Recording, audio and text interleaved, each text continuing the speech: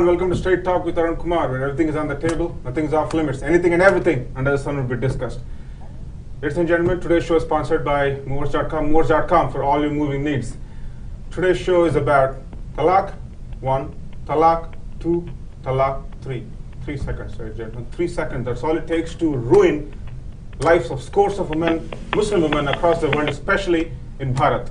We all know Triple Talaaq has been a hot topic lately in the past few days, especially after Shaira Bano filed a petition in Supreme Court challenging Triple Talaaq system, and she wanted the three things in the Islam. One is nikah halala, and then the Triple Talaaq and polygamy to be declared unconstitutional and illegal. We all know about the case, and it's pending in Supreme Court.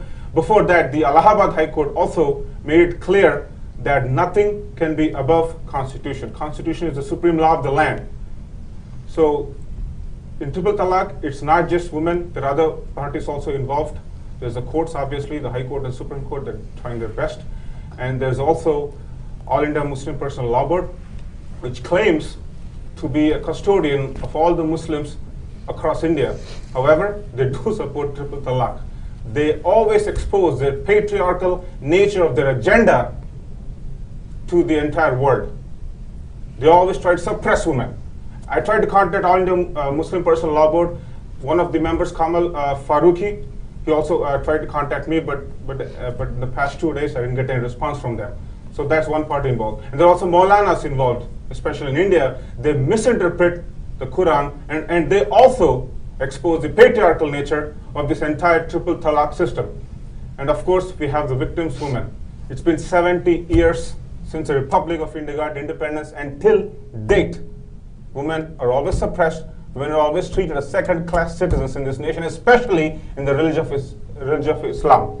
Let's talk about this Triple Talaaq system. And today's agenda is obviously about Triple Talaaq. So I made sure, as you'll see in the panelists, I made sure there's no politician at all in the panel, because I do not want any religious, any political angle to this religious topic.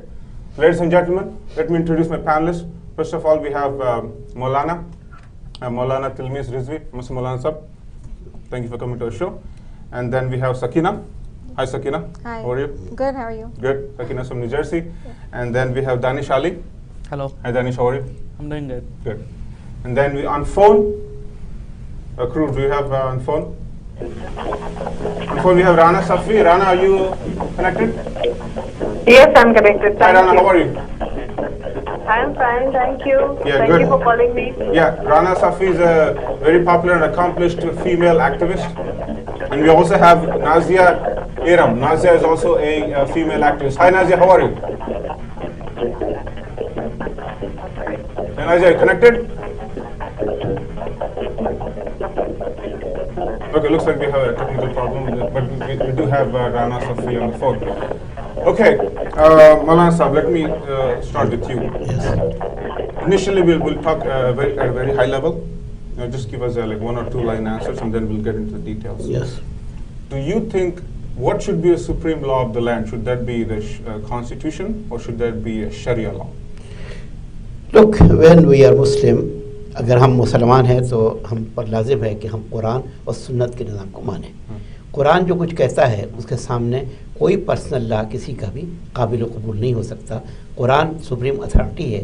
Quran हमारे पास आखिरी हुज्जत है, last revolution of Allah सुब्हानहू व तआला, और every Muslim believe in Quran and सुन्नत means what prophet did, what prophet said, तो act according to that prophet word से सुन्नत। तो सुन्नत और कुरान पर जो पूरा निज़ाम है, कुरान इस बारे में बहुत क्लियर है। जो आपका क्वेश्चन है 3 तलाक के बारे में, कुरान ने साफ इसको डिनाई किया है, इसको मना किया है। कुरान से ये कहता है कि एक वक्त में एक ही तलाक होगी, एक वक्त में 3 तलाक नहीं हो सकती। ये बाद के लोगों की कोशिश है। Okay, we'll get back to that. My apologies to the viewers. Or Maulana Sahab will be answering in Hindi / Urdu, so I'll try to translate as much as possible. So Sakina, so what do you think? Should the law of the land be the constitution, or should it be Sharia law? I actually think that the law of the land, especially In India. In India, it should be, Sharia law, but Sharia law can be interpreted in many different ways, and according to one's sect, Right. maybe it should be interpreted according to a sect. So you support Triple Talaq or against it? I'm against Triple Talaq. Okay. So Danish, what do you think? Well, I personally feel that there should be a uniform civil code, Right. and there should be no one above law. Right. And period. Right. If you want to do something within those limits, as per your religion, you're free to do so. So, Triple Talaq, absolutely no. Okay. Rana, what do you think? What should prevail in the law of the land? Should that be constitution or should that be Sharia law? It should be absolutely the constitution of the land. Yep. And as per the fundamental rights given to us in our constitution, Correct. gender equality is ensured to every woman in India.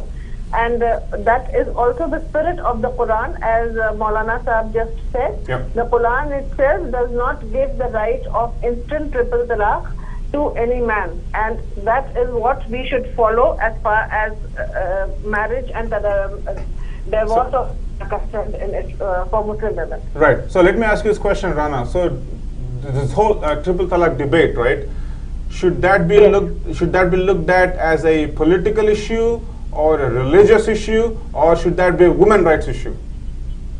It should not be a political issue because this is something to do with gender equality. Okay. Reform should come from within. Now, it is not coming from within, so Shaira Bano has appealed to the court. Right. It shall come from outside. Right. But it should not be politicized because what will happen is that the agenda will be hijacked by everybody wanting to, serve their own cause.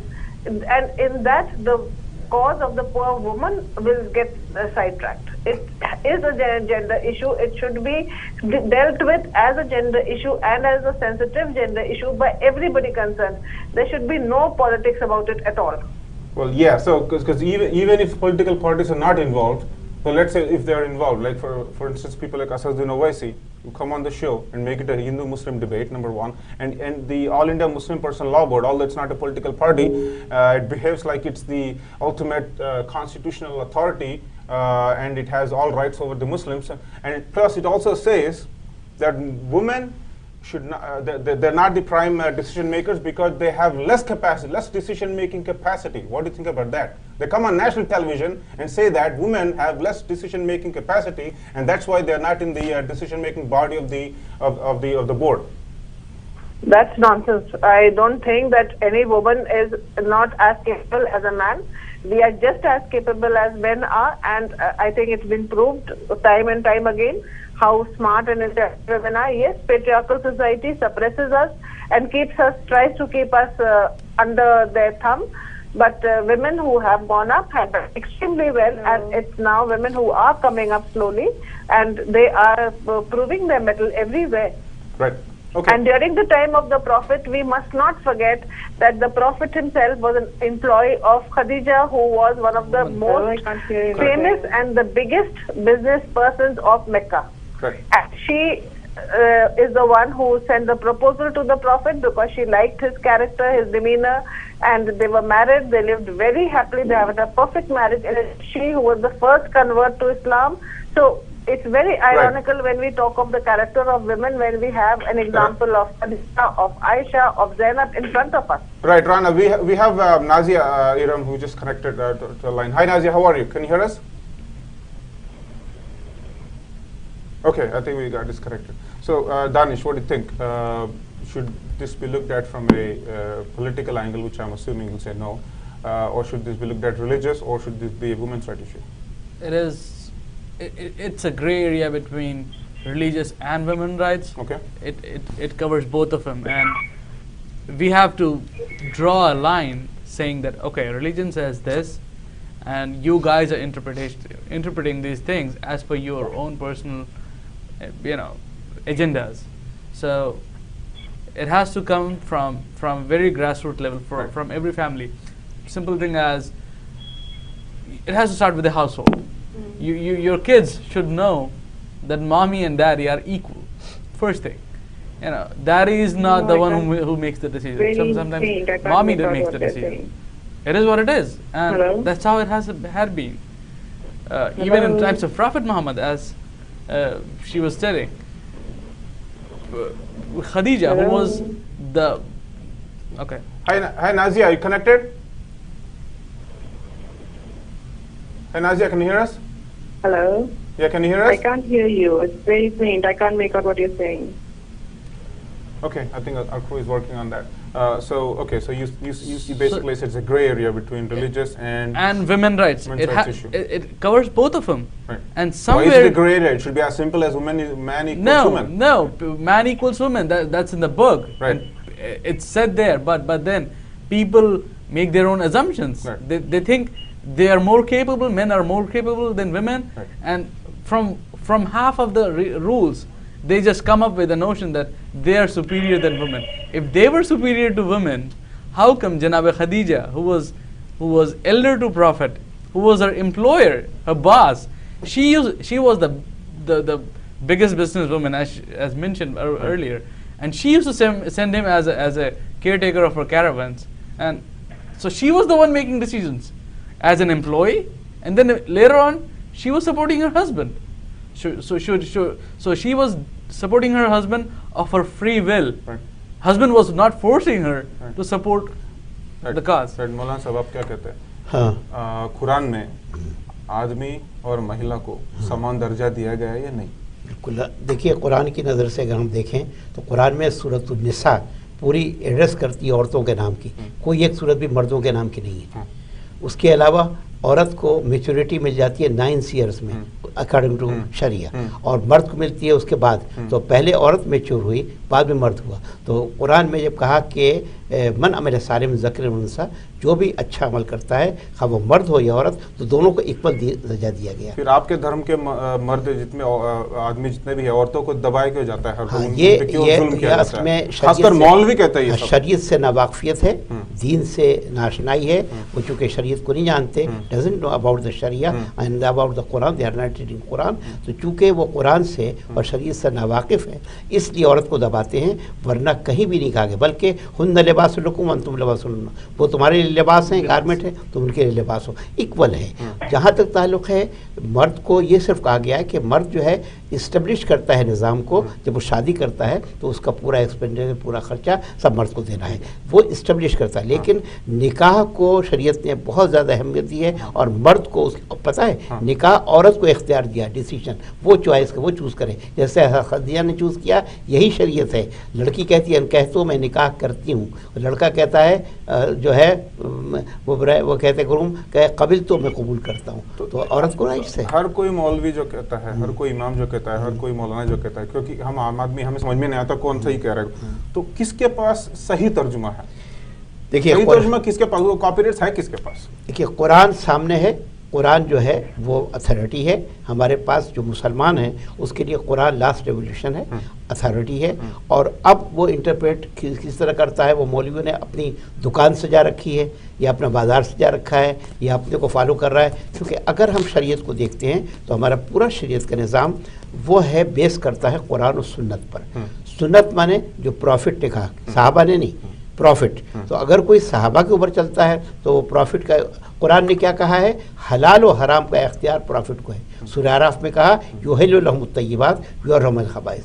पैगंबर है, profit है, जो पाक चीज़ों को हलाल करता है और नापाक खबीस चीज़ों को हराम करता है. तो हलाल और हराम का इख्तियार प्रॉफिट को है, किसी और को नहीं.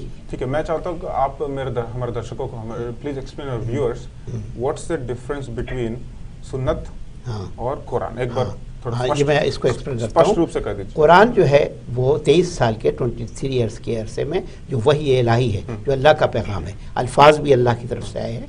और ये जो रिवोल्यूशन है जो जिसके कुरान में सूरतें मौजूद हैं, और ये पूरा कुरान मुकम्मल है. So Quran, just to translate, Quran is basically the actual wordings from the god Allah himself. Yes yes. और ये जो है उसके अलावा कुरान की तशरीह, तौज़ी, एक्सप्लेनेशन वो प्रॉफिट ने किया है, उसको कहते हैं सुन्नत. सुन्नत की 3 किस्में हैं, सुन्नत कौली, सुन्नत फ़ेली, सुन्नत तकरीरी. जो प्रॉफिट ने कहा, जो प्रॉफिट ने किया, या किसी थर्ड पर्सन ने प्रॉफिट के सामने एक्ट किया, उन्होंने उसको रोका नहीं है, टोका नहीं है, उसको मना नहीं किया, वो भी सुन्नत कहलाता है. या अच्छा, जैसे मसलन मिसाल दूँ, कुरान में कहा नमाज कायम करो, नमाज का तरीका नहीं बताया। प्रॉफिट ने बताया सल्लू कमा रहे तुम सल्ली, जैसे मैं नमाज पढ़ता हूँ जैसे तुम पढ़ो। अच्छा, कुरान में एक्चुअल जो होली किताब है उसमें ये नहीं कहा गया कि नमाज कैसे करे, सिर्फ कहा गया कि नमाज करे, रोज नमाज करे।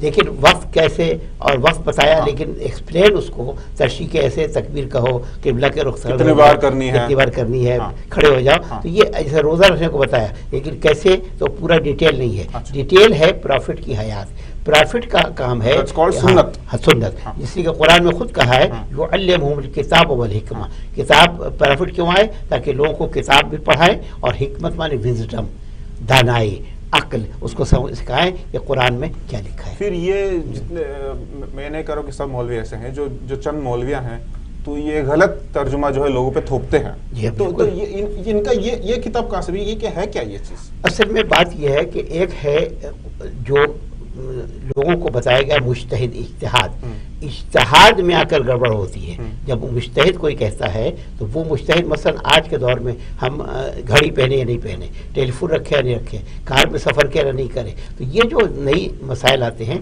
उसमें मुज्तहिद को इख्तियार है। मुज्तहिद क्या होता है? मुज्तहिद माने जो एक्सपर्ट होता है, जो इसके बारे में एक्सपर्ट, द पर्सन, वो expert and he knows about the ayat of Quran and tradition, उससे उसको एक्सट्रैक्ट करता है, उससे लेता है, उसको मुज्तहिद। चार इस्लाम में असल में दो हैं, जो सेक्ट है अहले सुन्नत वल जमात का, उनके यहाँ चार इमाम हैं। एक इमाम का नाम है इमाम अबू हनीफा। इमाम हनीफा पैदा हुआ सन 80 में, 80 में, प्रॉफिट के 70 ईयर्स बाद, और 150 में इंतकाल हुआ। दूसरे इमाम का नाम है इमाम मालिक, वो पैदा हुआ 93 में और उसका इंतकाल हुआ 179 में। तीसरा इमाम शाफी है, वो पैदा हुआ 150 में, 150 में और 204 में उसका इंतकाल हुआ। चौथा इमाम हज़रत अहमद बिन हम्बल है, 164 में पैदा हुआ, 241 में, इतने अरसे के बाद। तो ये चूंकि बाद में आए हैं तो ये मुज्तहिद थे। अब इन्होंने जो कुछ कहा, लोग उसके बाद आंख बंद करके कर रहे हैं। उन्होंने कहा है फर्ज करो 3 तलाक के बारे में एक वक्त में, और ये सबसे पहले पता है रसूल के दौर में नहीं था। ये मैं किताब में जानता हूं। मैं दोबारा आपके पास आऊंगा। Hi Nazia, can you hear us? Okay. I can hear you now. Yeah, how are you? I'm good. Thank you for having me over. Sure, no problem.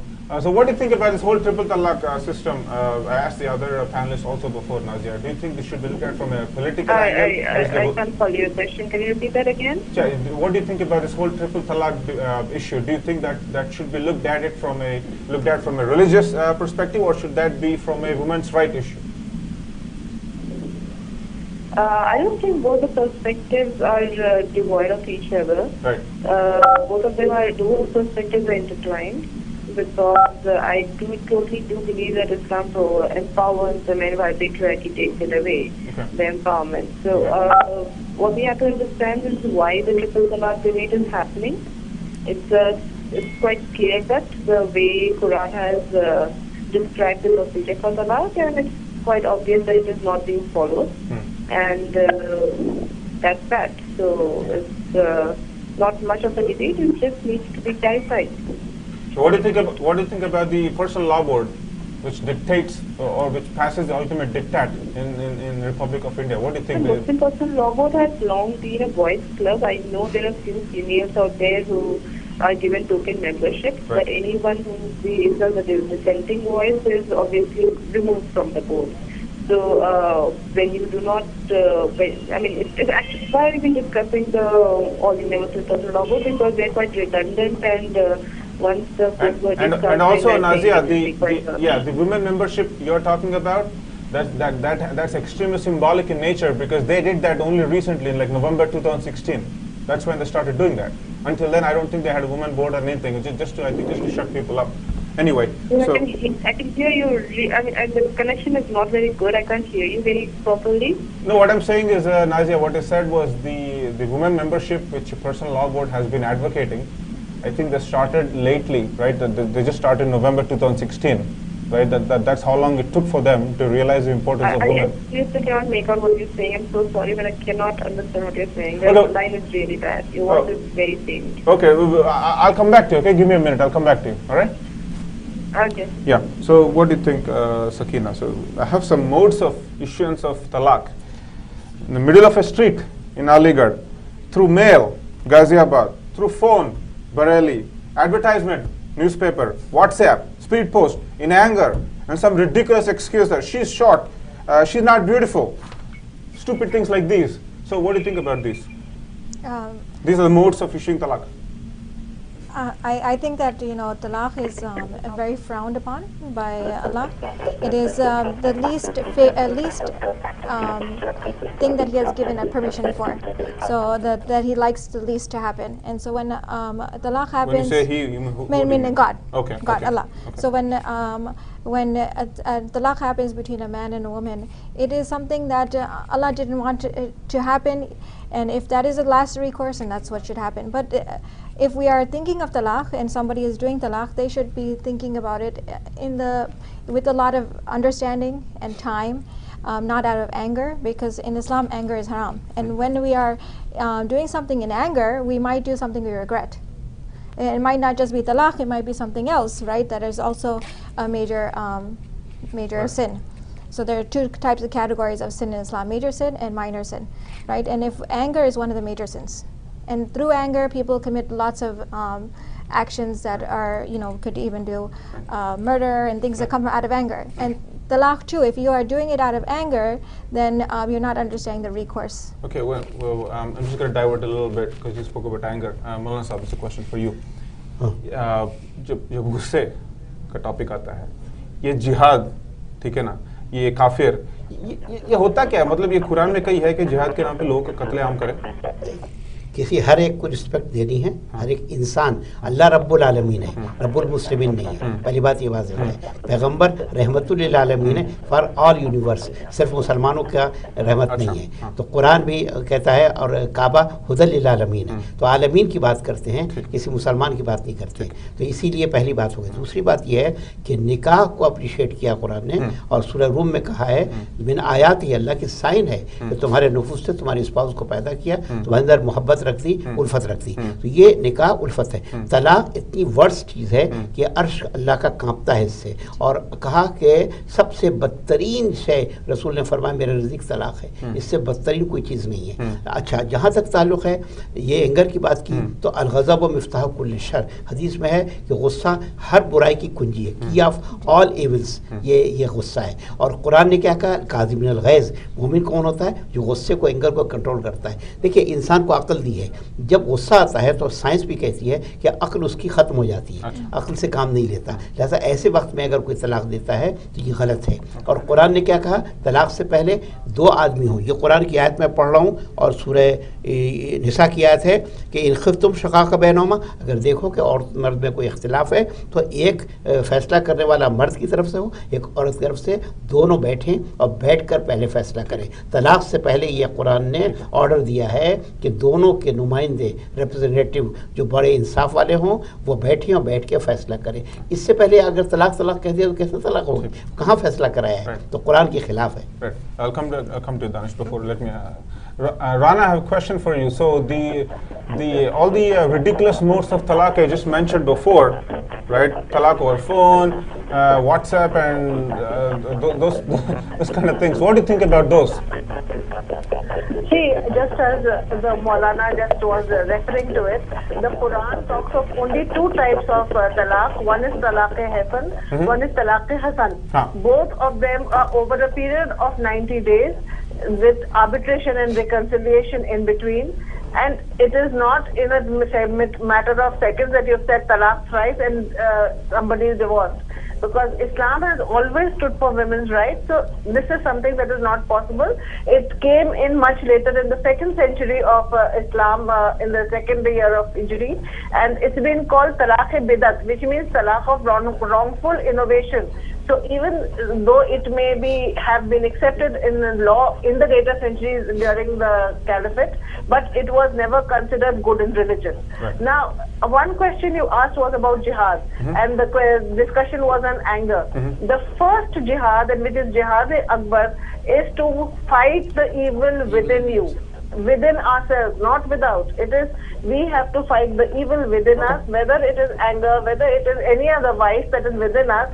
That is what we have to fight, and that is what the order has been given for. But like everything else in life, we subvert that and have totally twisted it around its head and gone around killing, whereas the Quran says that killing of one person is killing of humanity. Okay, all right. So let me ask you this question, Danish. So all these so-called secular people, right? Arundhati Roy, Shobha De, Shah Rukh Khan, Amir Khan, I don't care how much big actors they are. They're so quick in talking about intolerance. Not one person has spoken about this. What do you think about this hypocrisy? About Talaq? Yeah, no one spoke about it. So I was just thinking about it, the reasons that you were giving. Right. There is a longer list of such things that married couple have, a much more longer one, and you and I both must have had those things going on with our lives, and it is nothing to do with religion. So those are the rough edges that every couple has, and I'm pretty sure it's not a modern thing.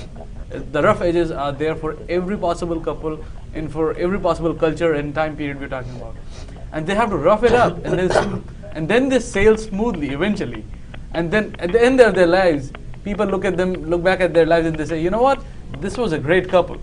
That's such a successful life.